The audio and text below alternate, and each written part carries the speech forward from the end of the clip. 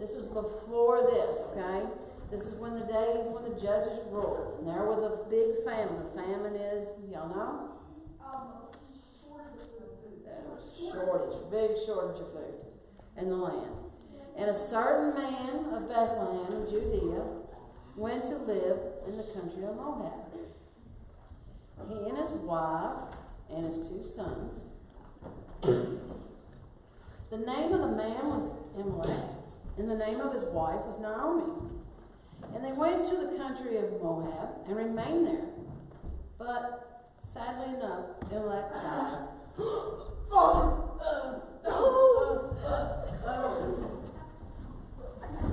And so Naomi was left with her 2 sons. The sons had married Moabite wives. The name of one was Oprah, and the other was Ruth. When they had lived there about 10 years, both the sons died. It's really sad. So that Naomi was left without her 2 sons and her husband. Then she started return with her daughters-in-law from the country of Moab. But she had heard in the country of Moab that the Lord had considered his people and given them food. So she set out from the place where she had been living, she and her 2 daughter-in-laws. And they went on their way to go back to the land of Judah. But Naomi said to her 2 daughters-in-law, Go back, each of you, to your mother's house. May the Lord deal kindly with you, as you have dealt with the dead and with me. The Lord bless you, that you may find a new husband. Then she hugged them, and they cried. And they said to her, No, we will return with you to your people. Turn back, my daughters. Why will you go with me? I have no sons to give you. Turn back, my daughters, go your way, for I am too old to have a husband. Even if I thought there was hope for me, even if I should have a husband tonight and had sons, would you wait until they were grown? Would you then refrain from marrying? No, my daughters, it has been far more bitter for me than you, because the hand of the Lord has turned against me. So then they had wept out loud again. And Oprah hugged her mother-in-law, but Ruth clung to her. See, your sister-in-law has gone back to her people and to her gods. You must return also. Do not press me to leave you or to turn back from following you where you go. Where you go, I will go. Where you stay, I will stay. And your people shall be my people, and your God my God. Where you die, I will die, and there I will be buried. May the Lord do this, even when death parts me from you. So when Naomi saw that she was determined to go with her, she said no more. So the 2 of them went out. And it took them a while until they came to the town of Bethlehem. Now in Bethlehem, they had the beginning of the barley and the wheat harvest. It's very important that they had this, because this was a lot of people's lives. They couldn't go to the grocery store like we did. When they came to Bethlehem, the whole town was stirred because of them. They were surprised but happy to see them. Now, Naomi had a relative on her husband's side, a prominent rich man of the family of Elimelech, whose name was Boaz. And Ruth, the Moabite, said to Naomi, Let me go to the field, and let me get all the leftovers among the ears of grain. I will go behind someone in whose sight I may find favor. Go, my daughter. So she went, she came, and she got all the leftovers in the field behind the workers. As it happened, she came to the part of the field belonging to a man named Boaz, who was of the family of Elimelech. Just then Boaz came from Bethlehem, and he said to his workers, The Lord be with you. Then Boaz said to his servant, who was in charge of the workers, Young man, to whom does this young woman belong? She is a Moabite who came with Naomi from the country of Moab. She asked me to let her gather some of the leftovers and gather them among the extra grain left behind by the workers. So she came, and she has been working since early this morning without even resting. Thank you. Young lady.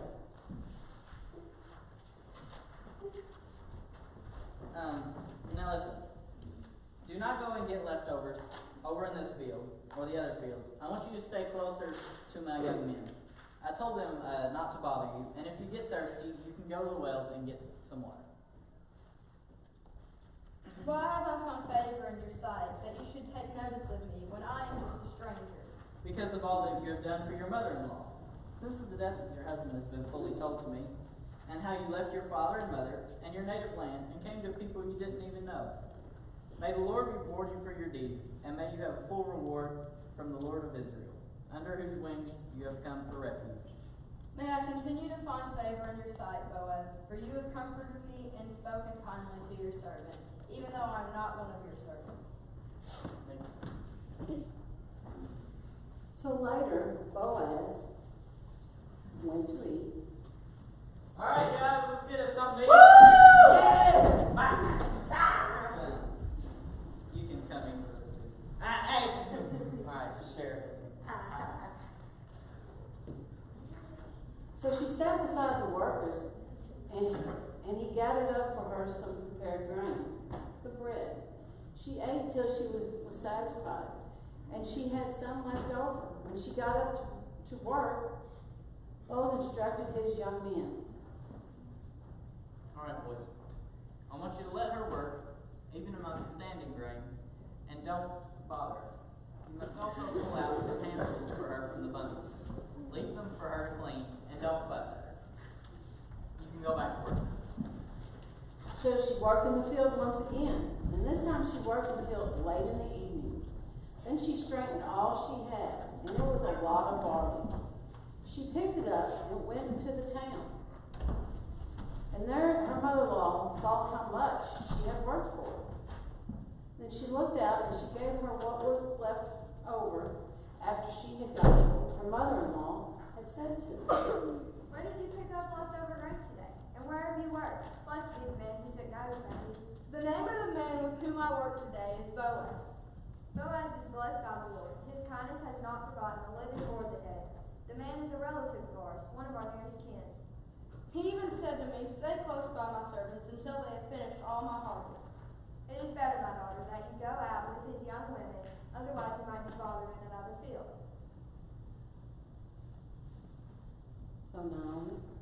so Ruth goes back, and she stayed close to the young working women of Boaz. She gathered all of the leftovers until the end of the season. Later, Naomi, her mother-in-law, said to Ruth, My daughter, I need to seek some security for you, so that it may be well with you. Now here is our relative Boaz. With his young women you have been working. See, he is working with the barley tonight at the threshing floor. Now wash and clean yourself, and put on your best clothes, and go down to the threshing floor. But do not make yourself known to the man until he has finished eating and drinking. When he lies down, observe the place where he lies. Then go and uncover his feet and lie down, and he will tell you what to do. For I will do everything you have told me to do. So she went down to the threshing floor, which is like the inside of the barn, and did just as her mother-in-law had instructed her. When Boaz had eaten and drank, and he was in a very content mood, he went to lie down.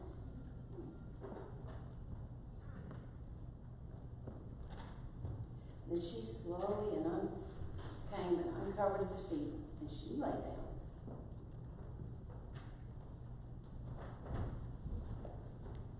At midnight, the man was startled and turned over, and there lying at his feet was a woman. Who are you? I am Ruth, your servant. Spread your cloak over your servant, for you are the next of kin. Ruth, may you be blessed by the Lord. The stand of your loyalty is better than the first, and you have not gone after other young men, whether they are poor or rich. And now, young lady, don't be afraid. I will do all that you ask. Everyone may know now that you are a worthy woman. But now, it is true, I am a near relative, but there is someone who is more closely related.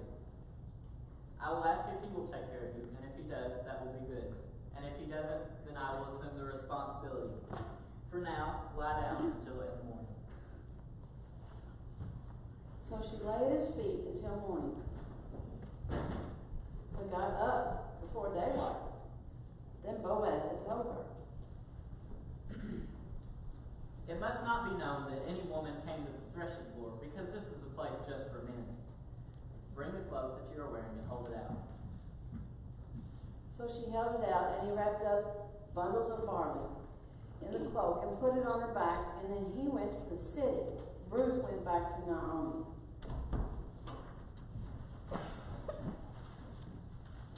How did things go with you, my daughter? He told me I must not come back to you empty-handed. So he gave me these 6 bundles of barley. Wait, my daughter, until you learn how this matter turns out, for Boaz will not rest, but will settle this matter today.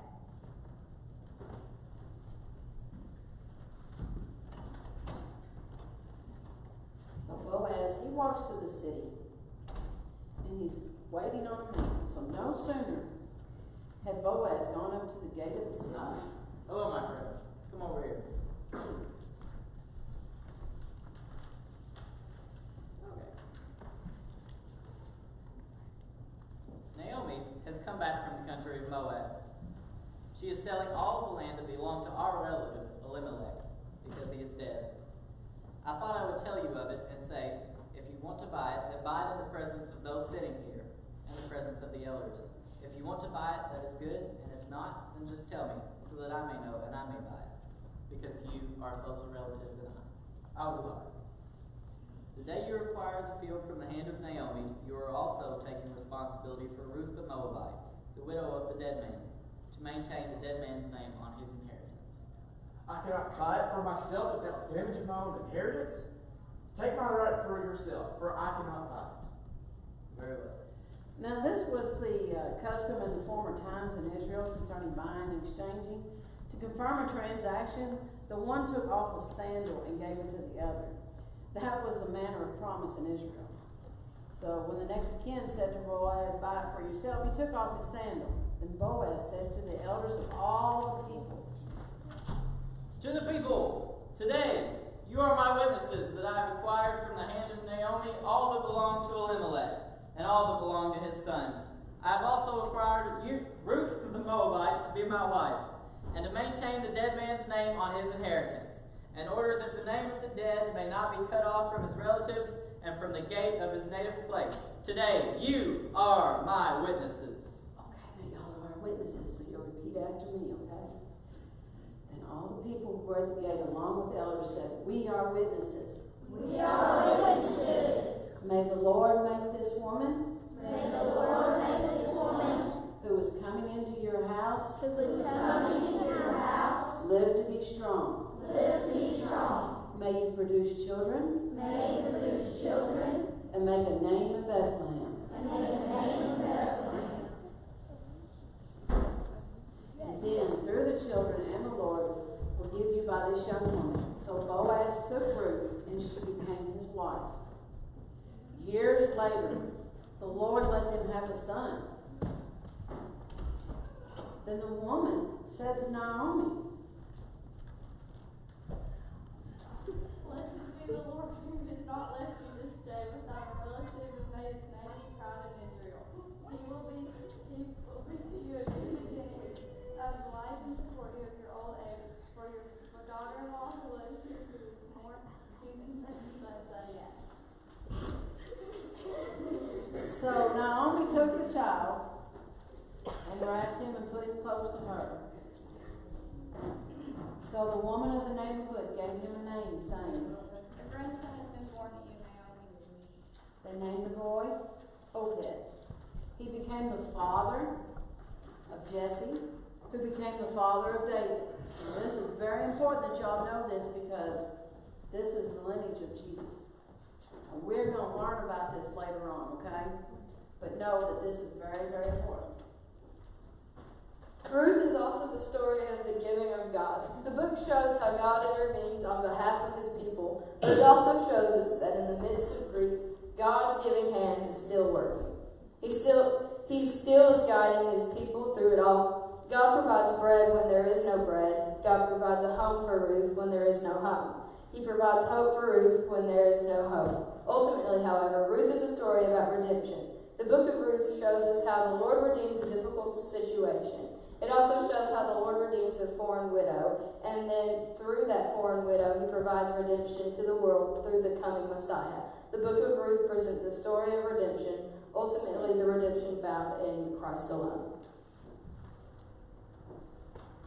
Okay, well, let's pray. Dear God, thank you for this day. Thank you for giving us a good day at school and that we get to come to Teamkid and learn about you.